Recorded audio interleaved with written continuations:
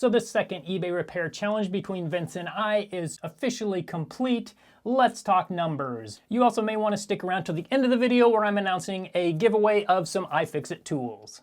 My first item was the vintage Speak and Spell, and I made a positive 46% profit on this item, but unfortunately the news just gets worse from here. My second item was the Big Bird talking alarm clock, and unfortunately I lost minus 55% profit on this item. I put it up for auction on eBay, and unfortunately I got a high bid of $1.25 plus $20 shipping. This is one of those items that I probably would have been able to get a lot more for if I could have waited it out. But alas, there was a time limit on this eBay repair challenge, so I did have to just go with it and hope that the rest of my items did well. Unfortunately, they didn't do so well. My second item, the pinball machine, was one of my favorite items that I did fix in this eBay repair challenge, but unfortunately I lost another minus 18% profit, and that brings us to the train.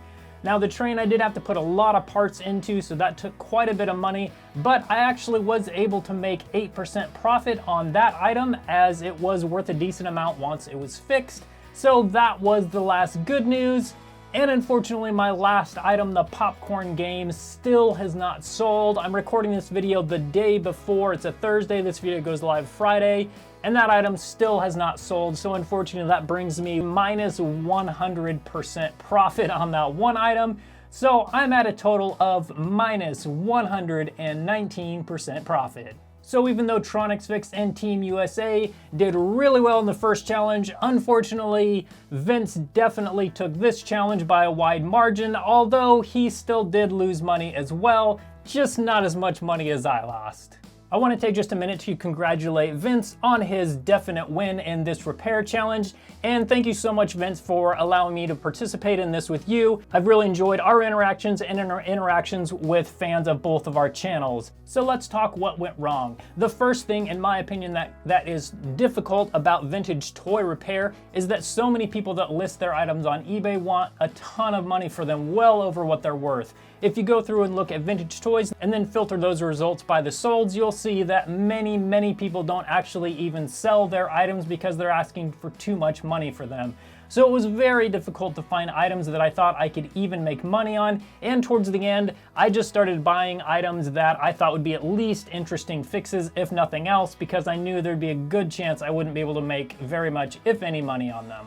Another problem with vintage toys is that for a lot of them, there's just little to no demand at all for them. So you have to wait until that very right buyer comes by that wants your item. And unfortunately, some of those just take a long time to sell, and time was not something we had a lot of during this challenge. We had until today to sell all of our items, and unfortunately that was just not enough time for some of my items. I think the Big Bird alarm clock probably could have made a decent profit if I could have had the time to wait for that right buyer that really wanted it. So those are some of the challenges. Let's talk positives. My first positive is that it was a really fun challenge. I had a lot of fun finding these old items and figuring out what was wrong with them, and the cool thing is that I was able to actually fix all of them. Even though sure I ended up in the minus profit-wise, it was still really fun to see some of these old items come back to life, and I really liked watching the comments and seeing the commenters say how these videos had brought them back to their childhood and they had them as a kid and remember playing with them.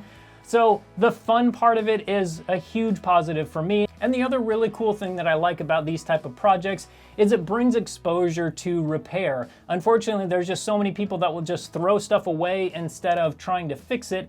And big companies are trying to get you to just throw your old broken stuff away, so you buy new stuff from them and they make more money. So anything that brings attention to the fact that you can repair a lot of this stuff that other people might want you to throw away is always a positive in my mind. One last thing I want to note before I talk about the giveaway is that by the time you're watching this video, this channel will likely have reached 100,000 subscribers. And I just want to thank you guys so much for all the support in these repair challenge videos and all my other videos.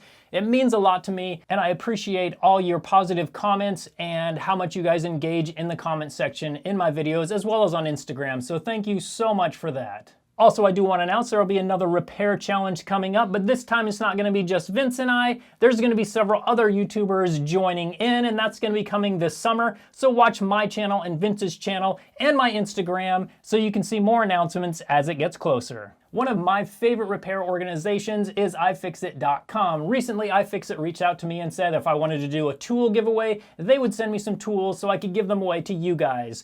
So how this will work is you guys post your pictures of your repairs on Instagram, tag me at TronicsFix. I'll look through all the photos and pick some of my favorites and send you guys tools for free. Thanks again so much for watching. Really appreciate your guys' support, and I hope you have a good day.